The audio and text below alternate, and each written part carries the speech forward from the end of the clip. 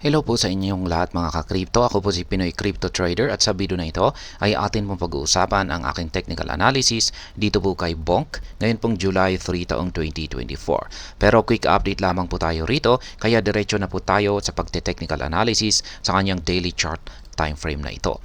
At ayan po yung nabubuong mga candlestick ni Bonk. Kung saan ay mapapansin po natin dito na unti-unti na po siyang umaangat. Ayan. Pero dahan-dahan. Yan, dahan-dahan po yung kanyang pag-angat. At yung maganda po rito ay yung ipinapakita ng ating dalawang indicators dito. Ito po yung ating hazard indicator. Ayan, mahaba na po siya. Pero dito po sa dulo ay ayan, lumiliit na po yung kanyang sukat. Maliit na po yung kanyang sukat. At yung inaabangan na lamang po natin dito ay yung pagbabago ng kanyang kulay.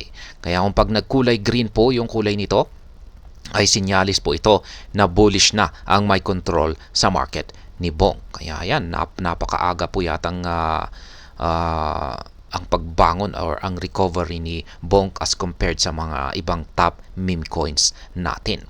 At maliban po dyan ay yung QQE bars natin dito sa ibaba ay ayan na po, lumabas na po yung mga kulay blue na QQE bars natin dito. Ayan, tatlong magkakasunod po ng mga QQE bars. At kung pag nagpatuloy po ito na nabubuo at habang lumalaki yung mga sukat nito, ay masasabi kong tuloy-tuloy na po ang pag-angat ng market price ni Bonk. At syempre, sa kanyang pag-angat rito ay ang una po niyang patatamaan rito ay ang nakaabang rito na minor resistance line na po natin rito na nasa presyong 40 digits 28.47. At kung pag nagawa po niya itong basagin at lampasan ito, ay ito naman po yung isusunod niya na presyong aakyatin. Yan po ang sunod na minor resistance line natin na nasa presyong 40 digits 35.90. Ayan, meron po kasi tayong isang nagsisilbing trend. Dati po itong nagsisilbing trend support line. Pero pwede na po natin itong tanggalin. Ayan, tanggalin na po natin ito. At maglalagay po tayo ng isang panibagong lagay po natin yung yung gamitin natin yung array. Yan, meron tayong isang maliit dito na isang trend support line. Yan. Color coding po natin dito is yung mga kulay red ay mga support line. Mga kulay green naman ay mga resistance line. Kaya ayan, yan po yung may trend support line po tayo dito sa ibaba.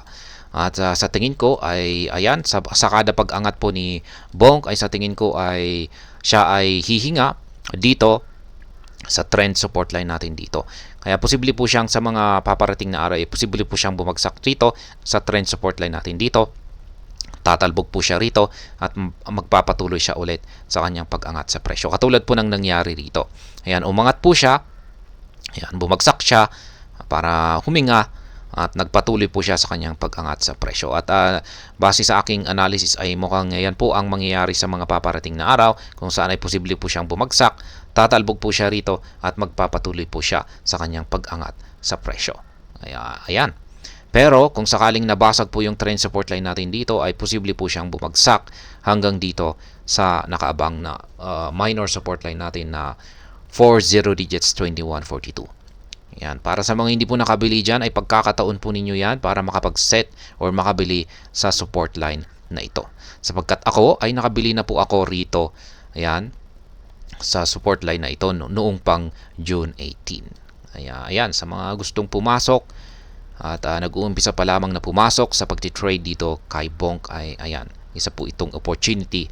Pero kung yan ay nagawa niyang basagin yung trend support line natin dito. Pero kung pag hindi, ay gaya ng aking sinabi kanina, ay tatalbog siya dito at magpapatuloy po siya sa kanyang pag-angat sa presyo. Which is mas mataas po ang posibilidad na nakikita ko rito sapagkat yung dalawang indicators natin dito ay nagpapakita na po ng signal na nag-uumpisa na magbago ang trend direction ni Bonk kung saan ay mula sa downtrend ay magiging uptrend ito.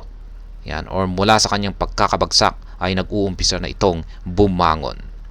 Kaya yan, lalong-lalo na ang ating QQE mode indicators dito na ayan, kulay blue ang mga QQE bar formation na nabubuo rito. Ayan. Yan pong ayan, yan pong muli yung aking mga live spot trading positions na nakaabang rito kay Bonk. Yan, meron po akong apat rito na mga sell pending orders or take profit na nakaabang rito sa itaas at dalawang buy pending orders naman po dito na nakaabang dito sa ibaba.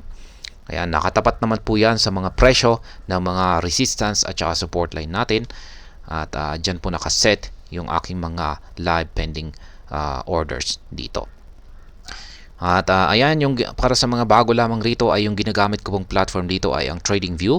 Yung dalawang indicators naman po na gamit ko rito ay yung nandito sa chart ay yan po ang Hall Street Indicator. Yung nandito naman po sa ibaba ay yan naman po ang QQE Mod Indicator. Check na lamang po ninyo ang description ng video na ito sapagkat nandyan po yung mga link ng mga video na aking ginawa na siyang nagpapaliwanag kung paano gamitin ang dalawang indicators na ito. At hanggang dito na lamang po tayo sa video na ito. Sana po ay inyong nagustuhan ang aking paliwanag sa video na ito. Kung inyo po itong nagustuhan ay pakiclick lamang po ang like button nito. Para naman po sa mga bago lamang dito, kayo po ay aking inaanyayahan para mag-subscribe. Pakiclick na rin po ang bell icon nito dahil ito po ang siya magsisilbing notification nito sa mga bago kong videos na akin pong ina-upload sa aking YouTube channel na ito. Marami pong salamat sa panonood, ingat po tayo lagi at God bless po sa ating lahat.